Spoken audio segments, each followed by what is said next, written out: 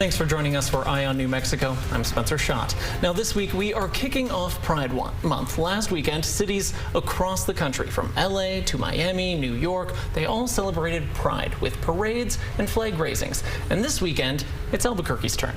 I'm joined in studio now by Sidewinder's Special Events Coordinator Danielle Romero and the Board President of the Albuquerque Social Club, Janice Devereaux. Thank you both so much for joining us today. Thank you for having us. Thank you for having me.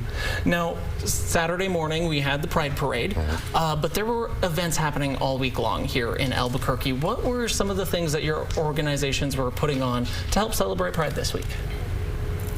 Well, over at Sidewinders, we had events starting off with a traditional tea dance that we always have. I know you all have tea dances as well. As a staple within the gay culture, the tea dance, it actually goes back in part of our history. So we had that. We had a burlesque Pride show. We've had a karaoke Pride competition. We also had an event on Thursday that had a lot of our top performers here in New Mexico. And then on Friday, we brought in some headliners from LA. We worked with the rugby team. We worked with Elevated Derby. We also worked with the New Mexico Gay Rodeo Association. So yeah, it's been a full week. Today we had the parade, and then we also have this evening Mistress Isabel Brooks from RuPaul's Drag Race Season 15. That'll be our headliner, hosted by the one and only Vanessa Patricks. So it's been an amazing week. That's great to hear. And how about over at the Social Club? Well, we had Dyke Night on Tuesday. We did, karaoke. This year is the Social Club's 40th anniversary, so we had a big party, and there's cake and lots of things leading up to it. We are having later a community event after the parade, to really kind of bring folks back and to really make it about community again. Definitely. And so that's kind of leads perfectly into my next question, because I was going to ask, why do we celebrate Pride every year? You said it's about community. Is that the main focus, or is there more to that? Well, I think that Americans are generally poor students at history. We have to remember that Pride was a protest against police violence that was being perpetrated against queer people, which still happens today, and bringing visibility. People, I remember back when the world was different, and if you came out, you could lose everything. And so I think that we have to remember about the struggles that we have had in the past, and then what do we do going forward? And so that's really what our events have been about. Definitely. Pride isn't always just a parade. No. There have been some unpleasant, parts about it, but really, letting people know that they're not alone. I grew up in a small town here in New Mexico, and back in the 90s, there were not other queer people. I remember when legislators could get away with saying that they didn't have any gay people who lived in their districts. And so we have come a long way, and I'm grateful for that. But we do have to remember the struggles of the past. Definitely. And Daniel, why do you celebrate Pride?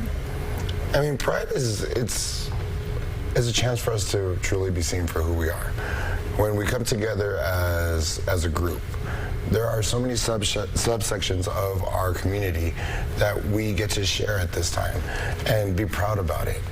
Every single float on there is either an ally or a subsection of our community that do a lot of great work day in, day out for our community. And not just the queer community, the community at large. We are part of every single aspect of life. So it's not just to marginalize us as queer, gay people. It has to do with, we are everyday people. And for us to be seen and to be humanized, so that way we can then have the equality that we're fighting for that started at Stonewall. And it's our responsibility to make sure that we have that parade, have that sense of pride every single day of the year, not just in June, not just this week. And that's something that we offer at the social club and at S4200, at our safe spaces, our havens, our churches. You know, this is our community. And we welcome anyone to come and join us at these locations for any of our events, especially if you've never been to any, a drag show or any one of our karaoke nights or anything that we have going on. Every single day we have something going on at one of our locations that we invite the community to come in and join us. Get to know us as the people that we are, because we're loving and we're accepting. And that's what we're asking for in return. Definitely. That's a great message to get across, especially this time of year. It's about the whole community, past, present, and future. And so what are some of your favorite parts that you look forward to every year when you see June's rolling around? What is the one thing you're always like, this is what I want to do during Pride Week in Albuquerque? For me, it's always the vigil. That is my highlight for Pride. It's held every Thursday during Pride Week, where we get together to remember the past, our fallen brothers and sisters in the community, those that have started everything for us, and we just get to reflect, and it gives you a sense of purpose going into Pride. Definitely. Andrew? I would very much agree with that. There are a lot of people who I met back in the day who aren't here anymore for a number of reasons.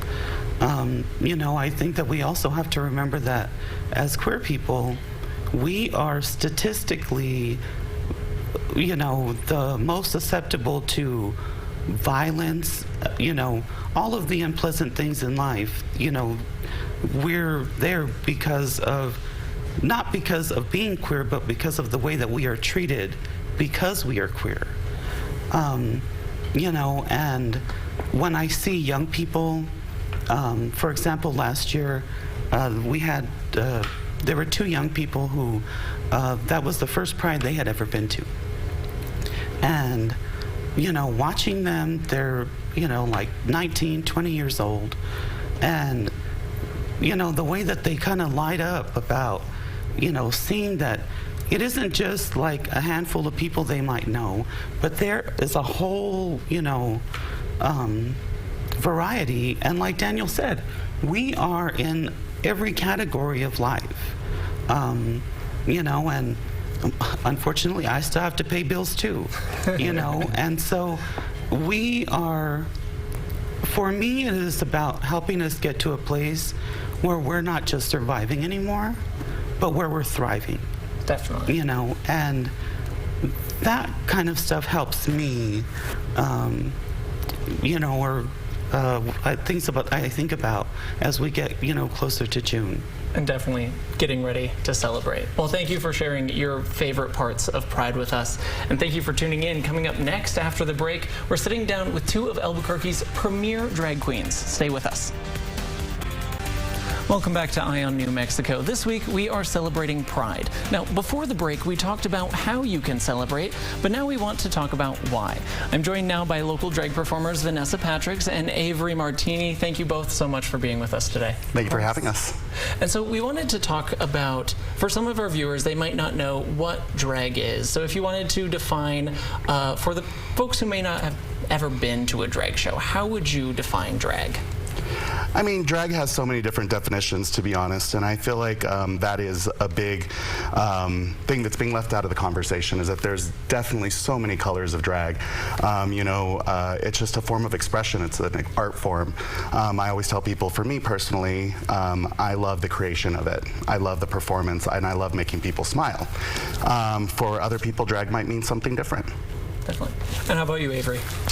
Drag to me is entertainment. It's art in its purest form, and also drag is rooted in activism. So, we don't dress up like the clowns every day to be made fun of. We do it to make a statement. We do it to be loud with our voices and to show everybody in our community that we can be leaders rather than just being kind of stuck behind in old times. I think it's a statement piece for all of us. Definitely. So would you be willing to share your stories on how you got into drag and why you do it? Absolutely. I originally was an entertainer in New York City. I'm originally from Albuquerque, New Mexico, born and raised, moved to New York to do musical theater for a living, did that for 8 years. Family brought me back to Albuquerque. My little brother got sick and ended up passing away. And my parents wanted me to stay close for a minute, stick around in Albuquerque before I moved back to New York. And I got asked by a drag queen to backup dance, because at the time I used to dance for a living. And so they asked me to backup dance for them, and when I was backstage, it was the first time that I ever seen drag queens get ready. And just watching the full creation of it all, like, just, there's so many layers that people don't even understand unless you really know. And so that's where it started, was me just, you know, needing an outlet and needing a way to express myself when I was missing being on stage. And like I said, I've told people, like, my last name Patrick's comes from my little brother, Patrick, who passed, because I always say that I would have probably never done drag if I was in New York, you know. In New York, I was doing musical theater, so I was playing very butch roles. I'm a baritone. So it wasn't until, you know, I came to New Mexico and met this fabulous community of queens, and inspired me, and here I am 13 years later, and it's a whole different world than it was when I started, I have to say. Yeah. Definitely. Yeah. And you, Avery, how did you get it started?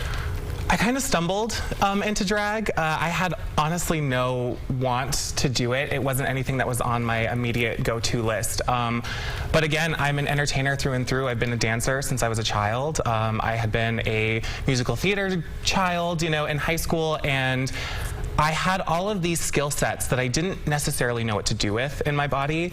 I also, you know, got my degree in fashion styling, so, you know, I studied wardrobe and fashion in history, and that's where I was just kind of like, I have all of this knowledge, and I didn't know how to express that. And so when I found drag, it was kind of one of those situations where it was like, it's so multifaceted, and it is something that can showcase every single skill set that I studied so hard for in my entire life, you know? So here I am 5 years later into something that I had no interest in doing at first, but Everything just clicked. it just kind of made sense.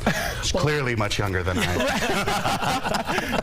Well, across the country, drag queens are being targeted by lawmakers, but just this week in Tennessee, a judge sided with drag queens, and Aaron Gershers has the story. Take a look. Celebration in the streets of Memphis today as the city begins Pride Month and the LGBTQ community wins a court battle. A U.S. district judge in Tennessee deeming the state's Adult Entertainment Act, a law that would criminalize some drag performances, an unconstitutional restriction on First Amendment rights. Judge Thomas Parker writing, laws infringing on the freedom of speech must be narrow and well defined. The AEA is neither. The judge who we watched as he processed this whole thing, and I feel he's very fair. 70-year-old Sandy Kozik is a drag performer in Memphis and a board member of Friends of George's, the organization that sued to block the law. Law, Kozik says, lumps drag performers in with strippers and go-go dancers. We're not trying to be go-go dancers or press an agenda or anything. We're just entertaining people.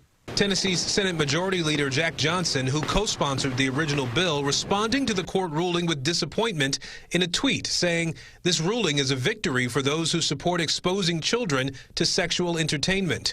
Tennessee's Attorney General saying in a statement to NBC News he is reviewing the order and expects to appeal at the appropriate time. Tennessee was the first state in the country to pass a law of this kind, but the push to ban or restrict drag performances spans the nation, with legislative efforts in at least 16 states this year. There's still hatred out there being infused into these little silly laws, and that's scary. For now, the shows will go on, with the expectation that more legal battles may take center stage. Aaron Gilchrist, NBC News. So when you heard that ruling that the judge sided with drag queens, that this was going against their First Amendment right, what was your reaction? It makes sense. That's like, I mean, it's on paper. It's, you know, it's very black and white, and to me, about our rights. And there's nothing that we're doing that that takes us out of that place. You know what I mean? Drag is a form of entertainment and what I do for a living and my form of outlet. So I don't really understand all this rhetoric that has been created because it doesn't make sense. It's that simple to me. And Avery, at the end of that package, they showed a map, and it was Texas and Arizona also had proposed bills. So how does it feel being in a state where if you go in either direction, people are kind of have a target on you?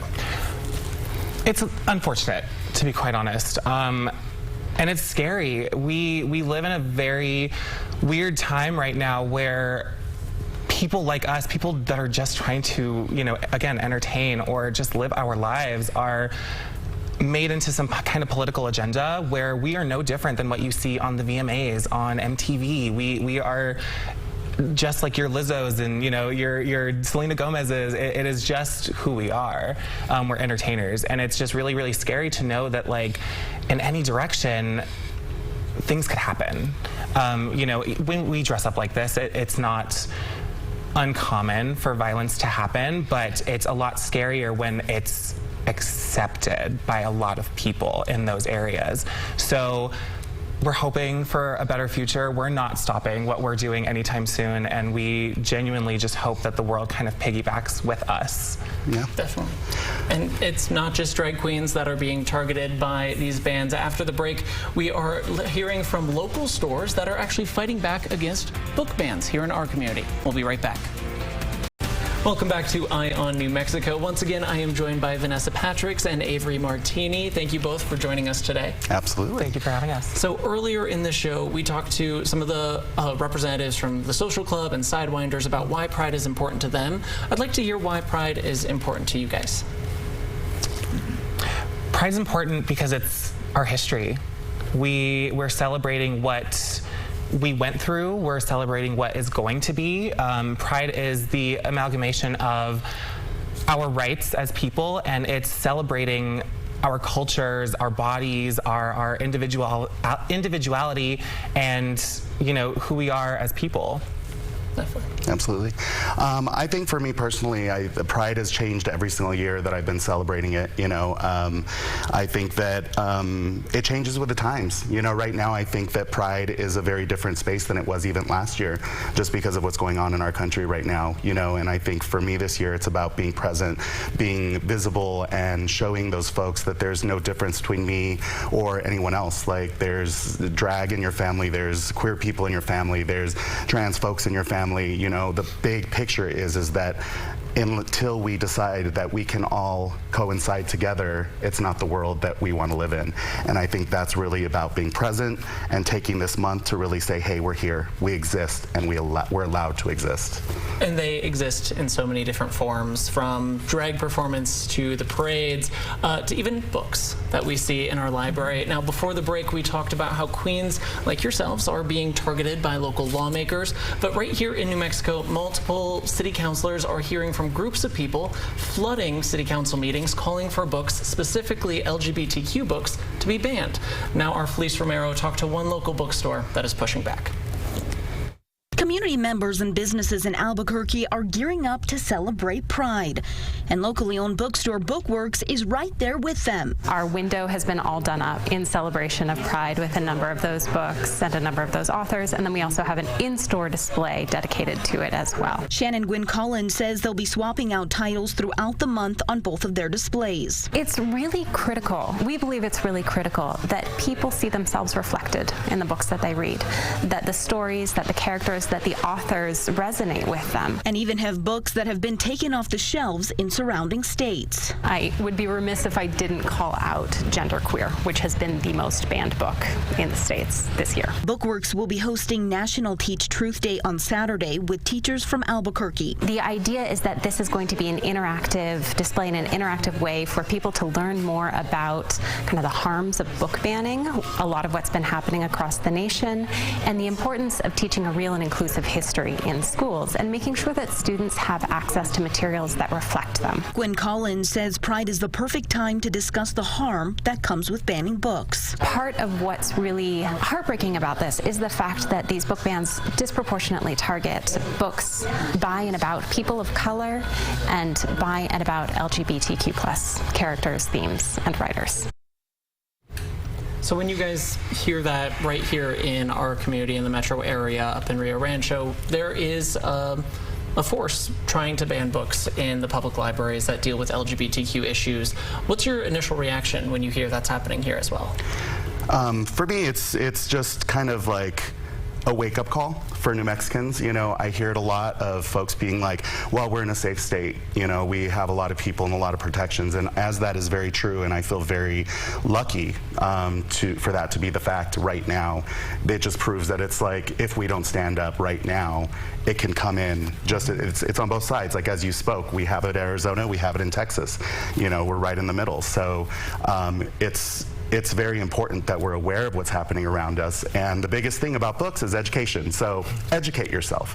And you know, it's just, I think we're also very lucky to have small businesses like this business in this last segment, just basically, you know, standing up, because it's not easy when you're competing against big corporation and you have a small little bookstore to stand up for your rights. And I just commend them for doing so. Definitely. And Avery, what was your reaction? You know, if I, as a child, had access to literature like that, I think things would have just made a lot more sense a lot faster. I was a queer child. Nothing changed me, nothing, you know, influenced me.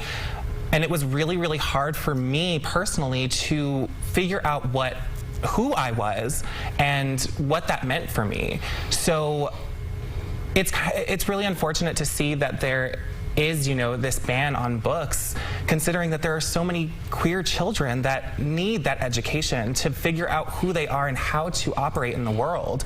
So it's unfortunate, but again, like Vanessa said, it's really nice to see that there are small businesses that are fighting back against that. Definitely. And before the show, you were talking about the Work the World tour from RuPaul's Drag Race is coming to Rio Rancho. Which I actually also commend them for doing it, because of course it's a huge venue. It's right in the heart of Rio Rancho, which tends to be a little bit conservative, as you know, that's where these bands are starting to start whispering on just the other side of town. So I want to commend the Rio Rancho Event Center for bringing in Work the World, which is the biggest drag show in the world, and featuring all the RuPaul girls. And I know that they're coming on July 13th, so go support them, because the more visibility we have, the better, for sure. Yes. And so as folks go through the week, whether or not they are queer or a part of the community, how can they make sure that they're being supportive and being prideful? I think the biggest thing is to be aware that that there's someone that you love that is a queer person, and that you need to just acknowledge those things, you know, and also as queer people to talk to and have those hard conversations with the family around you and say, hey, come be part of this. See what I'm doing. See that this is surrounded in love. You know, all these narratives that are being created are not true, you know. I know that for me, and I know what Avery and every event that we do around the state and whenever we're in drag, it's really based around creating happiness, creating joy, and making people smile and have a getaway from all the craziness that's happening in the world. Definitely. Yeah. Anything you'd like to add, Avery? I mean, to kind of piggyback off of that, it's about listening. We're using our voice. That's all that we're doing. We are celebrating ourselves, and we're celebrating our community, and again, queer or not, it's about listening. And we're finally speaking up for ourselves, and we're saying something. So we would just hope that you lend an ear. We just want to sit at the table, and we want you to sit at the table with us. With us. That's really what it comes down to. Yeah. Just everyone welcome to the table during Pride Month. Absolutely. Very that. Perfect. Well, thank you both for coming on the show and explaining your perspective and reacting to everything that's going on in our country today. Absolutely. Thank you for having us. Thank you. And thank you for watching. We'll be back next weekend with an all-new Eye on New Mexico. And happy Pride.